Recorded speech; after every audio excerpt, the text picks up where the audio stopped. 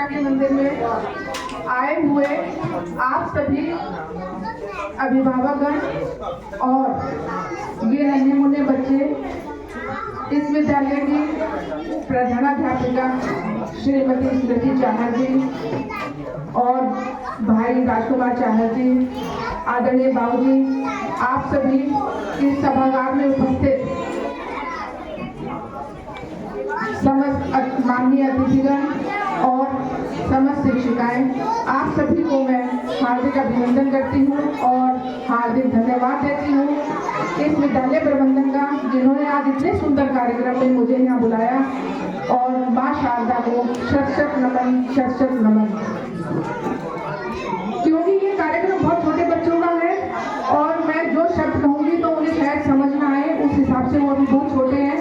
तो हम आज का जो हमारी बातचीत है,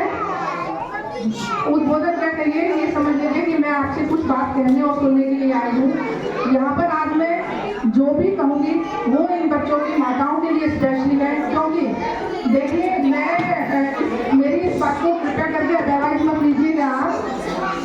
हमारी जो भारतीय पारिवारिक व्यवस्था है, जो हमारी पारिवारिक मूल्य है, उसमें हमने भी अपने बचपन से यही देखा है और यही हमने अपने कार्यों के द्वारा किया भी है, महसूस किया है कि पूरे परिवार को चलाने की व्यवस्था और जिम्मेदारी कहीं ना कहीं माताओं के ऊपर अधिक होती है बनस्पत बच्चों के पिताओं के, क्योंकि हमारी भारतीय परिवारों की व्यवस्था ऐसी है कि पुरुष वर्ग बाहर काम करने जाता है, घर की व्यवस्था चलाने के लिए धन का उपार्जन करता है और माताएं घर में रहकर बच्चों को एक अच्छा नागरिक बनाकर देश की सेवा अप्रत्यक्ष रूप से करती हैं। तो कहीं ना कहीं माताओं की दोहरी जिम्मेदारी हो जाती है कि उन्हें अपना जीवन यापन भी करना है, रिश्ते भी चलाने हैं और अपने बच्चों को एक बहुत सुलझा हुआ और अच्छा नागरिक बनाना है। आज मैं जो इन बच्चों की हंसी खुशी देखी उससे बहुत ही अच्छा लगा, लेकिन कहीं ना कहीं मैं देखती हूँ चारों तरफ, क्योंकि मैं समाज सेवा के क्षेत्र से जुड़ी हुई हूँ, देखती हूँ तो मुझे कहीं ना कहीं थोड़ा सा अफसोस भी होता है कि आज हम लोग एक मिथ्या आधुनिकता की दौड़ में और अंधानुकरण की दौड़ में भागे चले जा रहे हैं। और ये जो एक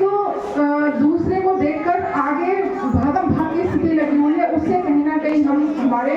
जो पारिवारिक मूल्य, हमारी भारतीय संस्कृति है, उसे हम अपने बच्चों को देने में थोड़े थोड़े पीछे होते जा रहे हैं। और आधुनिकता का समावेश, मैं ये मानती हूँ कि आधुनिकता का समावेश आपके जीवन में होना चाहिए, लेकिन उसका अंधानुकरण नहीं होना चाहिए, क्योंकि हर चीज का नुकसान भी है और हर चीज का फायदा भी है। उदाहरण के लिए आप समझिए कि एक चाकू होता है, वह अगर सब्जी काटने और फल काटने के काम आता है, उसी चाकू से डॉक्टर के द्वारा ऑपरेशन भी किया जाता है, पर उसी चाकू का दुरुपयोग करके कुछ जो है अपराधी होते हैं वो किसी का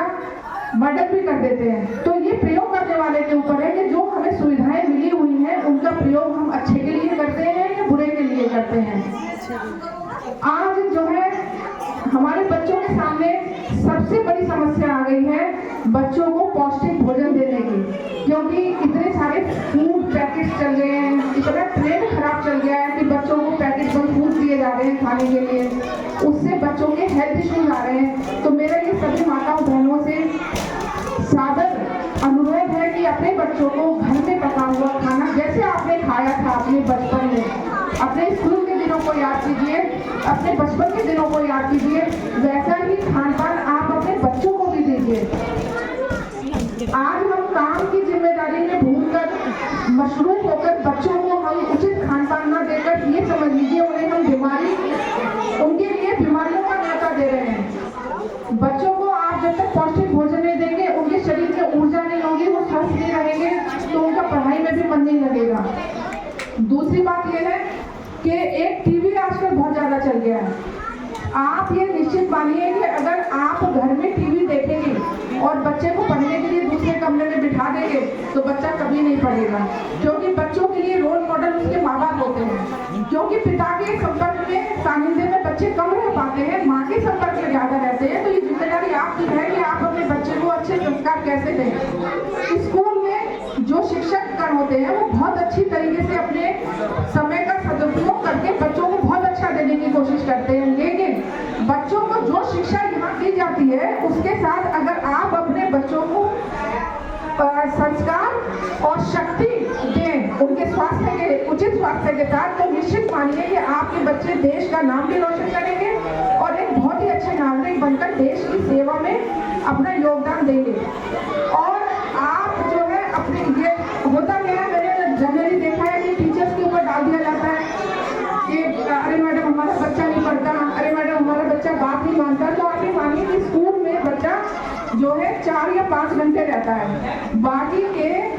19, 20, 18 से लेकर 20 घंटे अपने घर में अपने पेरेंट्स के अपने रिश्तेदारों के साथ में रहता है। तो जिम्मेदारी किसकी ज्यादा हुई? आप बच्चे की समस्याओं के ऊपर टीचर्स के साथ डिस्कशन कीजिए, उसका सोल्यूशन खोजिए, लेकिन उस सोल्यूशन का इम्प्लीमेंट करना, माफ करना मेरी बहनों, आपका ही काम है। जब हम घर से बच्चे को मजबूत बनाएंगे तो निश्चित रूप से बच्चा स्कूल में भी बहुत अच्छा करेगा और सीखेगा। आप देखिएगा बच्चा टीचर की बात को टालता नहीं है। आप अगर टीचर ये कह दें कि इस समय रात हो रही है तो बच्चा एक बात को तो सोचेगा कि नहीं बाहर तो धूप निकल रही है, मेरी मैडम ने गलत तो नहीं कह रही। लेकिन अगर मैडम ने डांट के नहीं रात ही है तो वो आपकी बात नहीं मानेगा, वो टीचर की बात को कहेगा नहीं मेरी मैडम ने बताया रात है तो रात है। तो जो बच्चे इतना ज्यादा किसी के सिखाने को अपनी जो है आवाज बना लेते हैं, अपनी सोच बना लेते हैं, तो आपका भी काम है उस सोच को विकसित करना, उसे पल्लवित और पुष्पित करना। कि ये किसी एक का काम नहीं है, एक अच्छा नागरिक बनाकर इस देश को देना और बच्चे को इस हिसाब से तैयार करना।